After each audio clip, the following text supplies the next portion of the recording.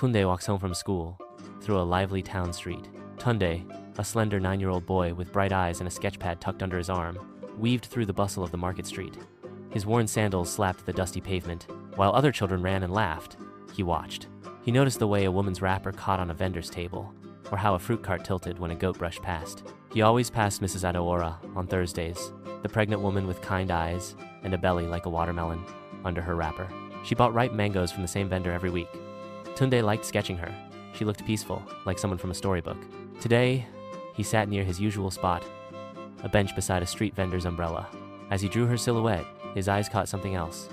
A delivery truck, backing fast into an alley nearby, the driver distracted, swerving wide. "Someone's going to get hurt with that kind of driving," muttered the vendor beside him. Tunde nodded but said nothing. He just drew the truck, the alley, the shadows.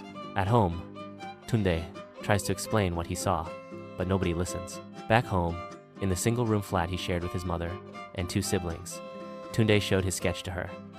"This man, he drives like he's blind," he said. His mother glanced at the drawing while cooking. Just face your homework, Baiko," she said, stirring her soup. Not every sketch is a warning, but Tunde felt uneasy. He added more shading to the truck's tires, making them seem bigger, heavier, more dangerous. The next day, Tunde takes the same route and sees the delivery truck again. It was Friday. Tunde left school, drawing as he walked. A loud honk made him jump. The same truck loud engine, dented bumper sped past, just missing a cyclist. He frowned. Then he saw her Mrs. Adewora, crossing the same narrow street with bags in both hands. She stopped to pick up an orange that had rolled from her bag. She bent slowly. The truck made the same wide turn straight toward the alley.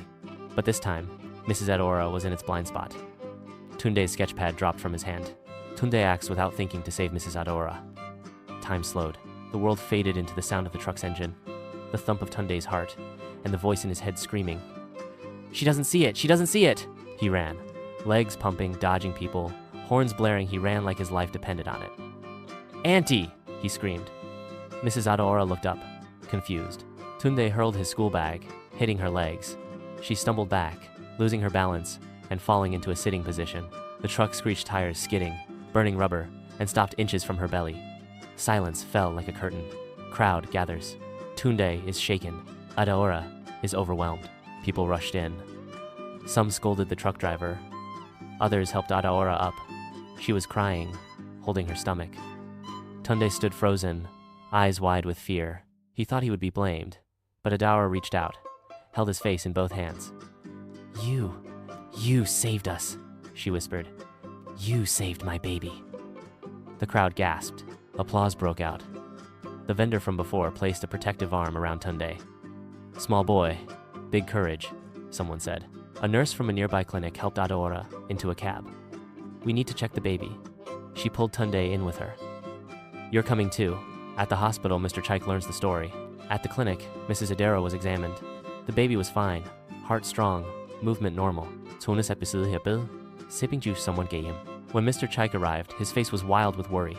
Seeing Adewora safe, he collapsed into a chair. "Who helped you?" he asked. She pointed at Tunde, who lowered his eyes. Mr. Chaik knelt in front of him. "You saved my whole family. Thank you, son." Tunde just nodded, unsure what to say. No one had ever thanked him like that before. A few weeks later, Tunde meets the baby he saved. One sunny afternoon, a car pulled up to Tunde's school. Mrs. Adewora stepped out, glowing, with a baby in her arms. Tunde was called from class. She handed him the baby. "This is Ikena," she said. "We gave him a middle name too, Tunde." Tunde smiled wider than he ever had. He rocked the baby gently, as if he were holding a precious treasure. "You saw it coming," she said. "And you did something. That makes you a hero." Tunde back at his bench, sketchpad in hand. He's drawing again, not a truck this time, but a mother, a baby, and a boy standing beside them like a guardian angel. Voiceover. Heroes don't always wear capes. Sometimes they carry pencils, and they see what others miss.